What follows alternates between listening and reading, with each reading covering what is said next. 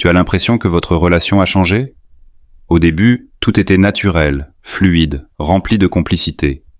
Mais aujourd'hui, quelque chose semble différent. Moins de discussions profondes, moins d'élan spontané, moins d'envie d'être ensemble. Les relations ne s'effondrent pas brutalement, elles s'éteignent lentement, presque imperceptiblement.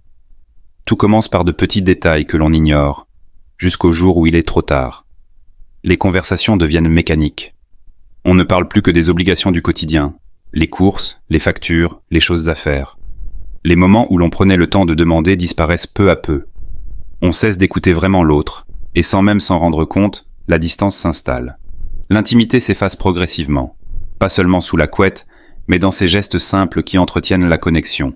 Un regard tendre, une main posée sur l'épaule, un baiser volé. Quand ces petites attentions disparaissent, le lien s'affaiblit. On se retrouve à vivre ensemble sans vraiment partager quelque chose. Puis un jour, on réalise que l'on mène deux vies parallèles, chacun dans son coin, absorbé par ses pensées, ses écrans, ses obligations. On se croise plus qu'on ne se retrouve. Si l'on préfère fuir dans des distractions extérieures plutôt que de passer du temps ensemble, le fossé ne fait que grandir. Mais la bonne nouvelle, c'est qu'il est possible de raviver la flamme. Tout commence par la connexion physique, parce qu'après tout, les colocataires ne s'embrassent pas. Dans mon couple, nous avons instauré des rituels simples mais puissants.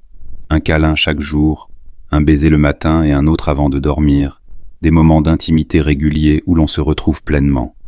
Ces gestes ne sont pas anodins, ils sont essentiels. L'amour ne se maintient pas tout seul, il se cultive chaque jour.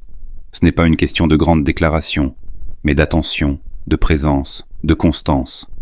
Ces habitudes sont la clé pour éviter que la distance s'installe. Parce que si l'on attend que tout parte en vrille avant d'agir, il sera peut-être trop tard. Si ce message peut aider quelqu'un, partage-le. Tu pourrais sauver une relation.